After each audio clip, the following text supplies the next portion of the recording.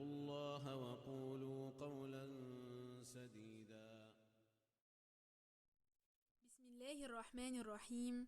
الحمد لله رب العالمين والصلاة والسلام على نبينا Muhammad وعلى آله وأصحابه أجمعين. Le thème de la traduction est l'embellissement des actions.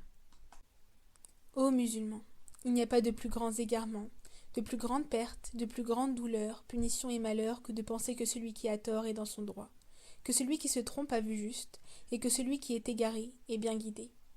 Il creuse dans l'eau alors qu'il pense creuser dans la terre. Il grave sur le sable alors qu'il pense graver sur la roche. Il se fatigue donc inutilement, et travaille sans contrepartie, excepté peut-être celle de se retourner contre lui ses actes. La bonne attention dans les choses vaines ou dans l'erreur ne lui servira pas car le faux et l'erreur ne se transforment jamais en vérité ou en exactitude grâce à la bonne intention. Allah Azzawajal le Très-Haut a dit concernant celui qui a une bonne intention mais dont l'œuvre est mauvaise, dit « Voulez-vous que nous vous apprenions lesquels sont les plus grands perdants en œuvre, ceux dont l'effort dans la vie présente s'est égaré, alors qu'ils s'imaginaient faire le bien ?» Nous réalisons donc l'importance de la guider, que nous demandons d'ailleurs dans chaque unité de prière en disant « Guide-moi sur le droit chemin ». La chose la plus dangereuse pour le serviteur, c'est que son cœur se retourne et que sa compréhension disparaisse. Il voit donc en bien le mal de ses actions, il pense que le faux est la vérité et que l'égarement est la guidée. Ceci est le plus grand degré de l'égarement.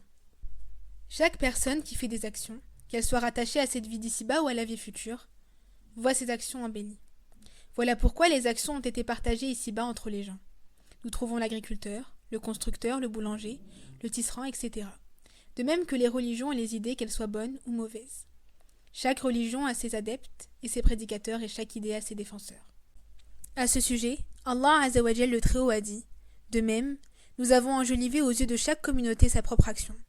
Ensuite, c'est vers leur Seigneur que sera leur retour, et il les informera de ce qu'ils œuvraient. » Et cela inclut le vrai et le faux, la bonne action et la mauvaise. Cela lui est enjolivé pour des causes et des actes qu'il a accomplis. En effet, celui qui est sincère avec Allah en recherchant la vérité et en s'éloignant des passions sera guidé vers la vérité par Allah, et il lui fera aimer le bien et lui fera détester le mal. Il suivra ainsi le chemin des prophètes et des savants, il acceptera les conseils des croyants. Allah a dit au sujet de ce groupe « Mais Allah vous a fait aimer la foi et l'a embellie dans vos cœurs et vous a fait détester la mécréance, la perversité et la désobéissance. Ceux-là sont les bien dirigés. » Allah a montré dans ce verset qu'il a enjolivé la foi dans le cœur des croyants et qu'il leur a fait détester l'incrédulité, la perversité ainsi que la désobéissance. À l'inverse, si le serviteur penche vers ses passions, n'est pas sincère avec Allah et ne cherche pas à trouver la vérité, Allah l'abandonnera. Il s'ensuivra que le diable et son âme lui embelliront son action et il la verra à ses yeux juste et correcte. Allah a dit « Et quoi ? Celui à qui on a enjolivé sa mauvaise action en point qu'il la voit belle ?»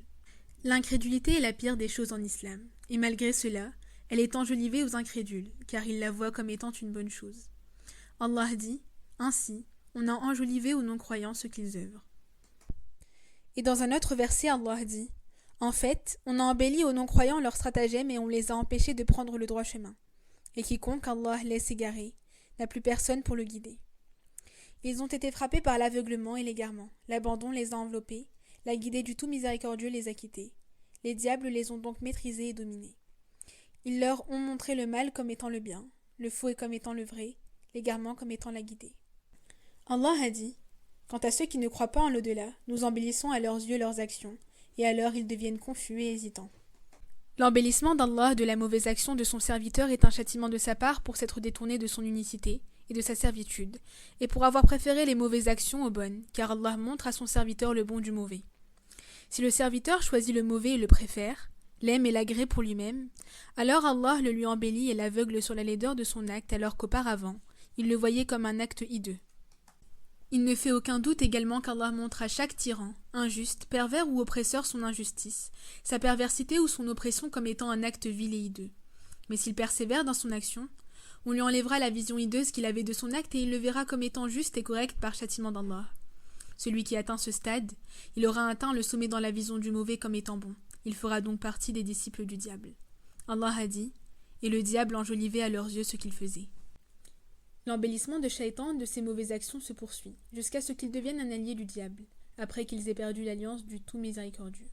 Allah a dit, par Allah, nous avons effectivement envoyé des messagers à des communautés avant toi. Mais le diable leur enjoliva ce qu'ils faisaient. c'est lui qui est leur allié aujourd'hui, et ils auront un châtiment douloureux.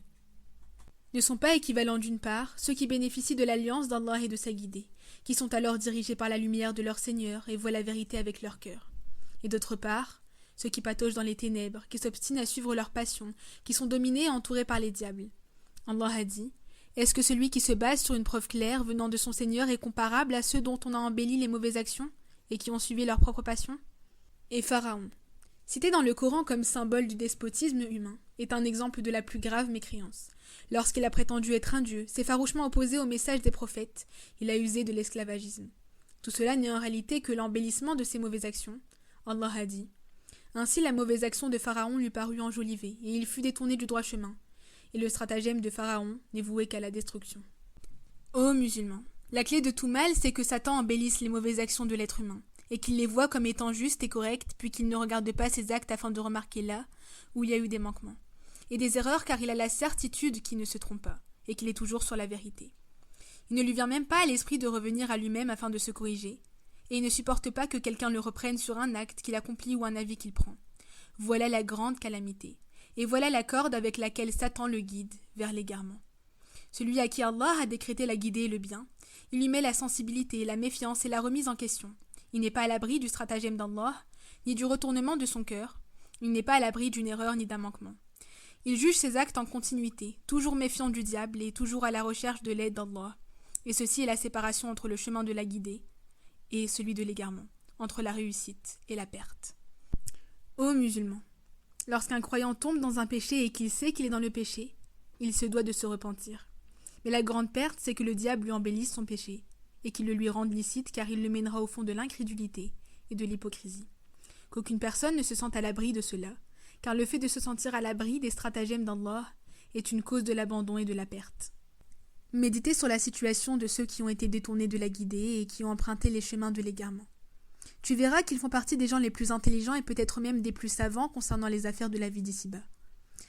Méditez sur la situation des idolâtres de la Mecque et des hypocrites de Médine à l'époque du message prophétique. Tu verras que ce sont les plus nobles, des chefs et dirigeants. Mais on leur a embelli le refus du message prophétique et son combat. Ceux qui étaient moins nobles ont cru, alors qu'eux sont morts non-croyants.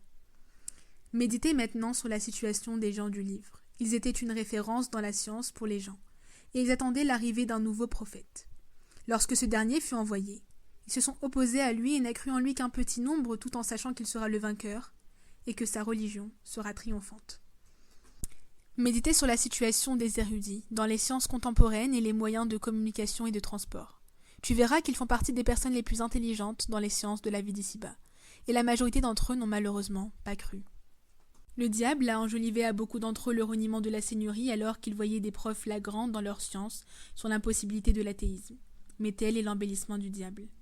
Certains d'entre eux ont même avoué que cet univers a forcément un dieu. Et malgré cela, ils sont restés athées jusqu'à la mort.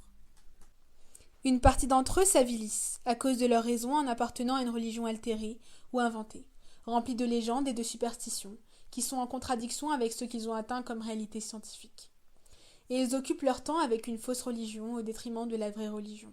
Ceci car le diable a embelli leurs actions.